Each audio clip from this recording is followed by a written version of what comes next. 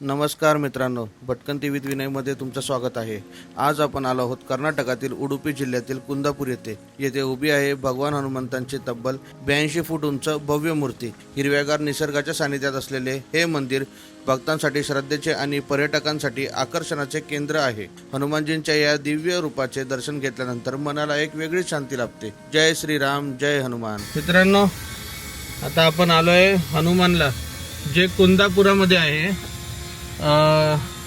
उडुपी पासून गोवा हायवेला साधारण एक 15 किलोमीटरवर आहे हनुमानाचं मंदिर। एकदम हायवे लगतच आहे, हायवे पासून फक्त 1 मिनिट आतमध्ये। पण हनुमानाची छान मूर्ती आहे, उंच आणि बघण्यासारखी आहे। छान असं नारळाचे झाड आहेत आजूबाजूनी आणि मध्ये हनुमानाची मूर्ती आहे। बघण्यासारखं मंदिर आहे, तर चला बघूया। वाव, खूप सुंदर। सुमारे 82 फूट उंचीची ही हनुमान मूर्ती परिसरातील प्रमुख आध्यात्मिक आणि पर्यटन आकर्षकांपैकी एक मानली जाते। हिरव्यागार नारळांच्या बागांमध्ये उभी असलेली ही मूर्ती भक्तांना आणि पर्यटकांना दूरवरूनच आकर्षित करते।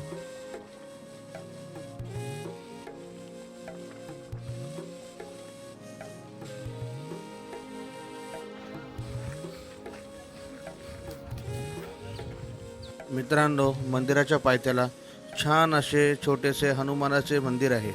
मंदिरात आता पूजा चालू आहे, तर चला मंदिरात जाऊन दर्शन घेऊया।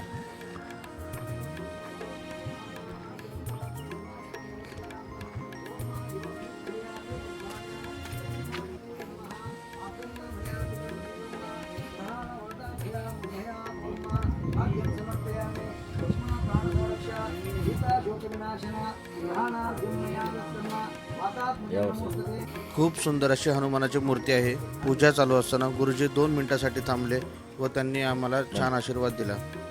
कितना फूट का है मूर्ति? 82. अच्छा, 82. 82 फुटाची मूर्ती आहे आणि पूजा चालू आहे। आयुष्य, विद्या, बुद्धि, ज्ञान प्राप्ति हो और क्या क्या प्रार्थना मन की इच्छा है सभी इच्छा भगवान की कृपा से पूरी हो और भविष्य में उत्तरोत्तर देश प्राप्ति होने के बाद संविधान में आकर विशेष पूजा करने का भाग्य परमात्मा के अनुग्रह से प्राप्ति हो। तथास्तु। जय हनुमान। ये कैमरा है। पूजा चालू आहे तिकडे, पण भटजी पण एवढे चांगले आहेत की पूजा थांबून त्यांनी आम्हाला चांगलं दर्शन दिलं। आमच्यासाठी 2 शब्द देवाकडे बोललेत, सुख शांती समृद्धी मिळू दे। आणि खरंच खूप प्रसन्न करणारी ही मूर्ती आणि मंदिर आहे। तर एकदा कधी तुम्ही गोवा उडुपी या रोडला जर तुम्ही कधी आलात तर नक्की कुंदापुरामध्ये आहे प्रसन्नया अंजनेय टेम्पल कुंदापुरा असं आहे ते। तर कधी आला तर लोकेशन टाका, तुम्हाला हायवेपासून अगदी 2 मिनिटावर आहे, 1च मिनिटावर आहे। नक्की आहे या मंदिरात। आता आपण घेऊया ड्रोन शूट आणि पाहूया वरतून हनुमानजी कसे दिसतात।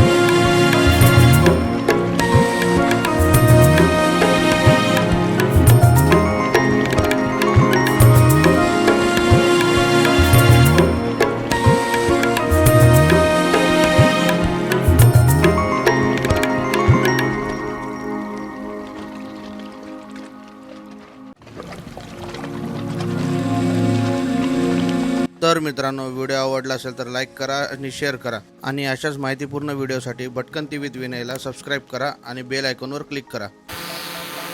मित्रांनो, खूपच गर्दी आहे, खूप म्हणजे खूप जास्त गरमी होते आणि घाम म्हणजे वैतागलं अक्षरशः आज घामाने एवढं. जे कालचे 2 दिवस काढलेत तिकडे कुर्गमध्ये ते खरंच मला आठवतात आता, कारण गरमी खूप जास्त आहे. आणि गरमीमध्ये तुम्हाला एक सजेशन देईन की बाहेर कुठे गेला तर एक पर्सनल फॅन आपला असला पाहिजे. तो हा बघा असा फुल हवा, एक पर्सनल फॅन असा कायम आपल्यासोबत ठेवत जा, म्हणजे तुम्हाला कुठेच गरमीचा त्रास होणार नाही. तर चला आता आपण जाऊया मरवंते बीचला. Okay, tata bye.